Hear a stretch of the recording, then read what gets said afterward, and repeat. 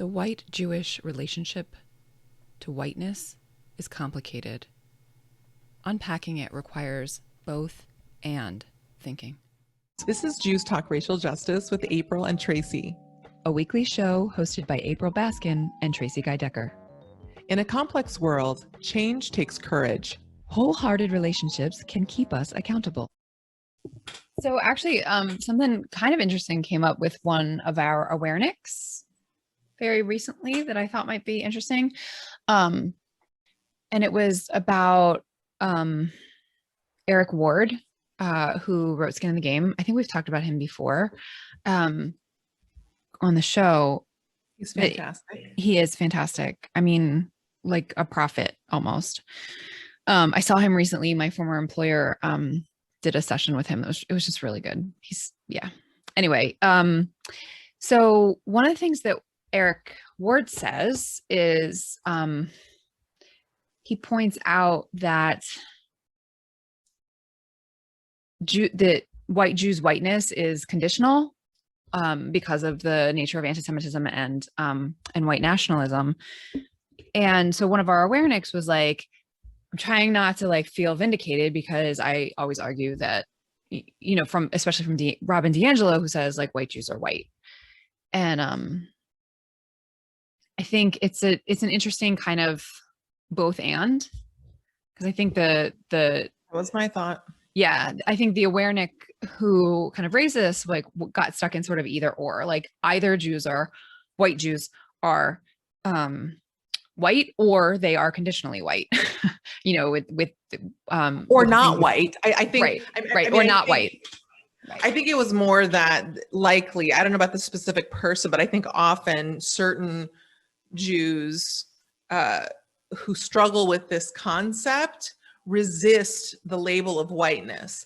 And so the nuance that Eric Ward provides that aligns with my own over the past several years, and also in general, also specifically in the context of his article, Skin in the Game, it's a deep affirmation and a deep contradiction in a positive way for a lot of Jews. It deeply contradicts different anti-Semitic dynamics and names that it is a very important issue. And he also does the work of the both and work of saying that in that piece that that white supremacy is very much alive and well, and that racism and anti-Semitism are elements of white supremacy. And I'll spare the specifics of how he articulates it at the moment. And so I think in the context of a number of some Jews being resistant to the label of white, in the context, because I think that's also actually key. It's not just that specific piece. It's not the specific piece of the conditional whiteness.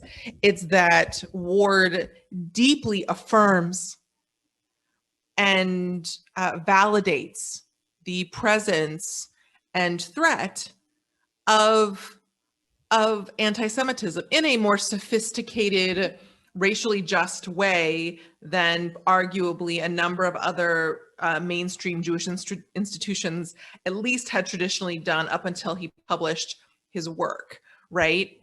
And because I think at times, often when I've used it in my own work, people work with it, but I don't think they feel necessarily as vindicated because I'm talking about it in a slightly different context within which I am affirming actually, but not quite in the same way or to the same extent, or doesn't hit quite the same notes, you know? Yeah. So I would also identify that I think that there's an unspoken, very real dynamic, that it's not just that specific phrasing, it's also the deep validation, which someone like Robin DiAngelo or say other anti-racist white Jews who have been in this work deeply and are progressive and on the leading edge of this work for a number of reasons that are actually quite interesting. They don't necessarily, when they when a mainstream white leader or a white anti-racist Jewish leader says that white Jews are white, even if they say there was a conditional whiteness, it doesn't also have all of that affirmation of, yeah, anti-Semitism is a real thing and it's a very real threat. And not only is it a threat, but it actually has a very particular relationship with racism in the context of white supremacy culture. And white nationalism in particular. And that it's coming from a respected Black leader, right? Yeah. I hear all those things. I definitely, before I read Skin in the Game, which I read several years ago now, not long after he published it. So it was like, I think I read it like right as the Charlottesville Unite the Right deadly rally happened. And I think prior to that, I was guilty of the same either or, where because I was focused on fighting anti-Black racism, I was kind of minimizing the threat of the threat of anti-Semitism, the anti-Semitism piece of white supremacy and white nationalism. And I think the thing that's common. Yeah, no, I mean, that's what he says that in the piece, that's often a response that he gets from progressive white Jews, is to kind of minimize or poo-poo the threat. Not anymore. I can't imagine anymore. But when he was writing that piece, which was several years ago, but it's different. It's taken on slightly. Yeah, yeah. I think the thing that is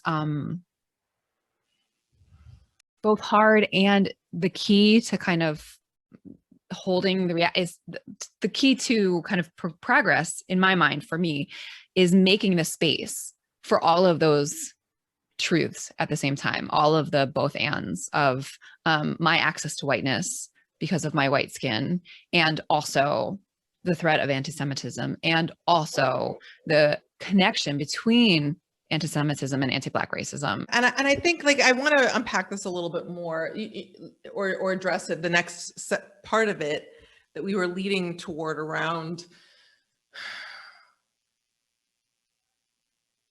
conditional whiteness is still whiteness. It's just a variation of it. And so when this is said, I often also speak with gentleness and kindness, and I typically bring this up in the context of, why is white supremacy and racism part of mainstream Jewish life today? How did that come to be? Because I don't think, for the most part, really, that it is inherently, what's what I'm looking here for? It's not inherent within Judaism itself. No, for sure not. I agree. And over the arc, right? Not that there aren't instances in texts or times of bias and different things, but not like systemic racism. And so there's a whole story I tell about basically that our assimilation into American culture was an assimilation also into American white supremacy and racism. Yeah, absolutely. And not necessarily cart and horse, not necessarily in its entirety, because a number of Jews, though not all, but a significant number of Jews work to directly contradict that. But as we've continued to learn through racial justice education and critical race theory, that racism and the system of racism is systemic. And there are parts of it that are explicit, and there are parts of it that are much more subtle and insidious and harder to identify on its face and just become the norm, right? And so it's not like, I think that lots of Jews got together, and consistently were like, yeah, oh yeah, that's what's happening here.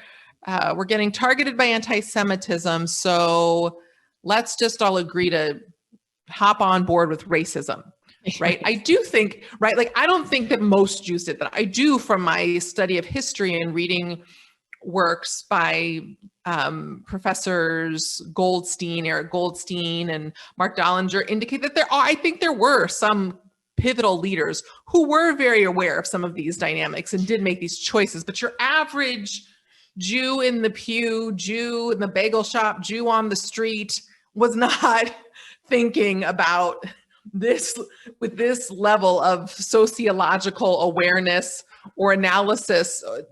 They just didn't have it necessarily, right? And so I got a little off track. So anyway, at times when I talk about these things supportively, I also think it's important to name here, in the ways that you're bringing this up, is just to acknowledge.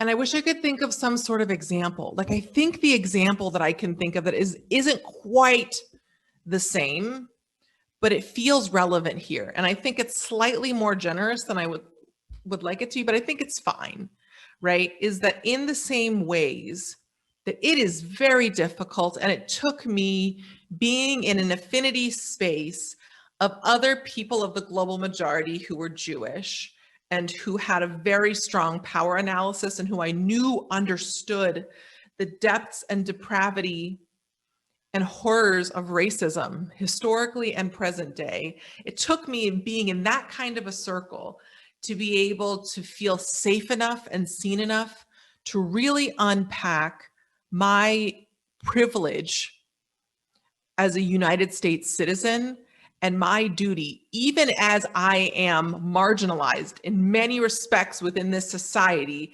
As an American citizen, I still get many benefits that come from that, even if they are compromised in certain ways. When I show up in international spaces, right? And so similarly, especially for white Jews in general, and explicitly in the context of interracial partnerships and relationships, it's very important that in a similar sort of way, in the same ways, that while I mitigate it, and at times it's gray and confusing for me to be a US citizen who's based in West Africa, I am still aware that as a US citizen, I have access to far more capital.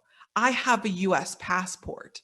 At the end of the day, if there is an emergency and I ask for help, or if I call, I have an embassy that I can call where I do have certain doubts as a Black person if I will be treated well or fairly, but I can kind of mostly assume that my needs will be met. And thus far, they have been. I was offered an emergency flight back to America. Like, they weren't like, you're a Black, you're a Black one, you're a Blackie. We're not sending you that email. That didn't happen. I got the same access that everyone else did. Even as there's certain things for me that are confusing for me, particularly in the context of my relationship with my partner and thinking about the ways that my government may or may not help me. But at the end of the day, he continually reminds me, like, yes, you're Black, but you are American. And that means a lot. And I'm like, yeah, but I'm like my citizen isn't, but right. And so to me, it's kind of a similar-ish corollary, Jews and whiteness. And I think in some ways it's gracious, in other ways it's not, and in other ways it's more gracious in my situation. Like legally, I am undeniably a US citizen, whereas white Jews don't have a legal, in quite the same way, whiteness anymore. But we right. did. I mean, like right. When we use the example of like the US Supreme Court decision with Mr. Thind in the 30s, a man who was born in India. He was Indian, and he argued that Indians were Caucasian from the same, and so scientifically, based on the science, I'm putting air quotes around science, the understanding of the science at the time, he argued that he was in fact white, and the US Supreme Court was like, yeah, no, we don't really care about the science. Obviously, no, the common sense understanding of whiteness, you don't fit because you're brown. No European white Jew ever had to argue before the Supreme Court that we should be granted citizenship, which was restricted to free white people. So there is actually a history of legal whiteness status that white Jews were afforded from the beginning. There was never a question about whether or not, for instance, white Jews would be entitled to enslave Black Africans if they so chose. And that's part of my family's encounters with Jews. Right. And so I think that there's it's true that right now there is not the same sort of legal like distinctions to parallel your citizenship metaphor, but in the past there have been. And but I in think the that, same ways, I think it relates because it feels, and folks can feel free to let me know how relevant this does and doesn't feel, but for me personally, it feels when I'm in certain circles, like if I were in an all white circle or an all Christian circle too, certain elements of a conversation about US privilege in the context of the world. The thing is, I know that it's true, but part of it just depends on the space and the people. I wouldn't feel, or to me, it's kind of similar to climate change. I also have this with climate change, where I very much know there are personally things I'm responsible for.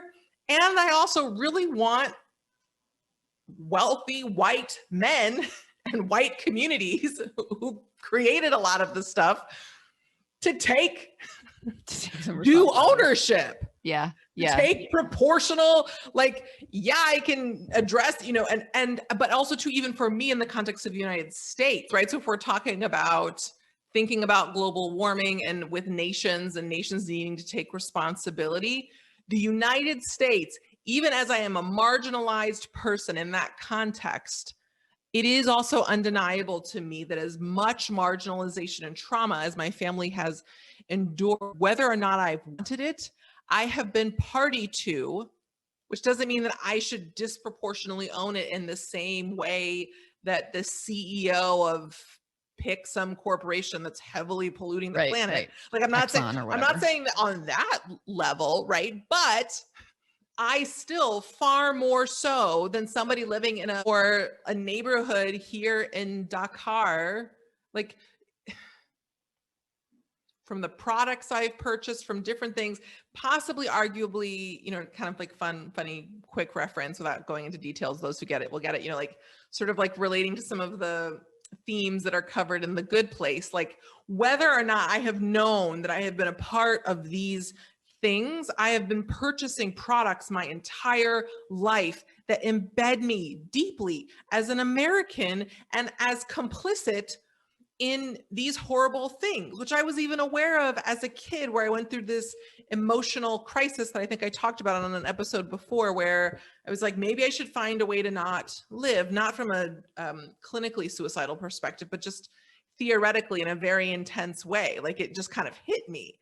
Like I've been a part of so many awful things. Is there any way over the course of my life, even if I live under a bridge, that I could ever fully compensate for what I have been complicit in, right? And I still to this day try to do as much as I can to contradict that. But all of this to say, I feel profoundly resistant in certain circles, but even as I'm in those circles, I very much hold in my mind that I feel like I might not have as much culpability as a number of people in this circle, or hypothetically various people out in the world, but I am very clear about all kinds of things in my life and my leadership that I need to do to save the planet, and that I need to do as an American citizen to do my part as much as possible to move the US in the direction of being a less of an empire and more of an equitable, just member of a global community. Right. And that I don't say I'm not American because I'm Black. Right. And or because I'm Native, even though I arguably could make that case, but I don't. And so the other piece, did you want to, before I go to a different piece, I want to mention my mom too. I want to talk about that for a second. Can I agree with your sort of talking about the way that you feel differently in different circles? Like that feels really significant to me, in the same way that privilege, and where I feel safe to talk about it. I think that's, yes, I think that's part of it. I think it's also about like the other people in the circle. Like I'm projecting my own experience of being in predominantly white Jewish spaces, where I would argue very strongly to other white Jews that we are white because we have access to the advantage of whiteness. Whereas when I'm in explicitly white spaces, which doesn't happen very often where they're self-consciously white, except for anti-racist affinity spaces. But on the few times that has happened, with the anti-racist white affinity spaces, then I do argue that Jews' whiteness has an asterisk next to it. It's not the same. which is not to say we don't have the advantages, but then there's also the specter and the reality of anti-Semitism. Right. Which can change that. But even as, as I think about it, I am,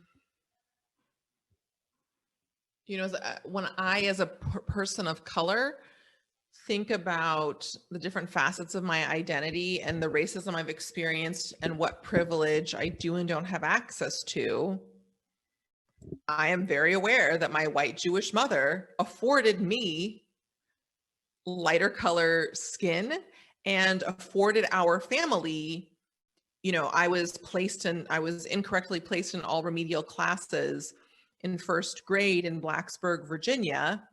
And my dad went in to advocate for us, and he had a more advanced education than my mother, and nothing happened. And 2 years later, when my mom went in as a white woman, the following year or year later, when my mom went in around the same time to make the case for it, without any additional testing, I was placed in all advanced classes the following year, which greatly shifted my trajectory. And I attribute that to whiteness.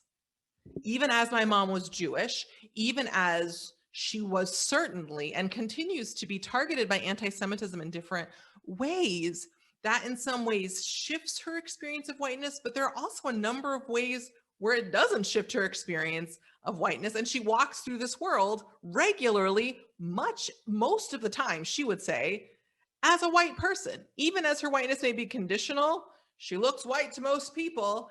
And especially in the context of Christian hegemony in our mostly Christian area, unless people know her personally, the default assumption is that she's a white Christian woman. Right.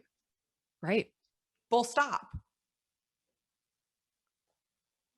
And so I think one of the most interesting parts of this episode to me was us, through your sharing, right, and me connecting the dots. Like, I think a huge part of this is about validation of pain and the reality of anti-Semitism. And the reality of anti-Semitism doesn't entirely negate whiteness. Period. Unless there are other variables at play, like the Jew in question or the person we might be talking about, the Jew we might be talking about has Mizrahi heritage, as Mizrahi or Sephardi, or comes from North Africa, right? And also is targeted by racism, is not labeled as white, or is racially ambiguous, which occasionally can happen for certain Ashkenazi Jews. But most of the time, not. Like, even my mom at times when she was younger, especially on the East Coast, it's less of a thing in California, but on the East Coast, she has very pale, we like to joke pink skin, and people, because she was a curvier woman with big curly hair, at times on the East Coast, people would think she was Puerto Rican, but she still had light skin / white privilege in the ways that different Latinx folks do as well at times. So all of that to say, I think it's helpful for us to be willing to be courageous. I think one thing, as I've been practicing for years, and as you lifted up, Tracie, at the very beginning of this episode, that being precise with language can help. So at times, not all the time, but at times, for us to hold and know, I'm saying us as if I am a white Ashkenazi Jew, for white Ashkenazi Jews to hold that whiteness is arguably conditional, but that for, whatever it is now, about at least 4 to 6 decades, that conditionality has remained pretty consistent around whiteness.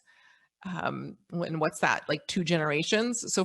And that we need to acknowledge that and really be willing to look at that with courage and honesty and rigor, that yes, there is anti-Semitism, and it is not the same as white Christians, but it is wildly, vastly different from people who are classified as people of color in this society, and especially Black people, but also really all people of color, Native people, Indigenous folks, Asian heritage people, people who, for whom whiteness is not accessible to them. It's a very different experience, and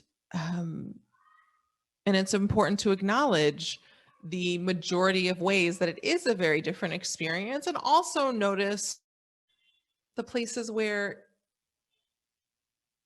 it doesn't quite jive. And we have experienced exclusion from white Christian hegemonic supremacy. Thanks for tuning in. Our show's theme music was composed by Elliot Hammer.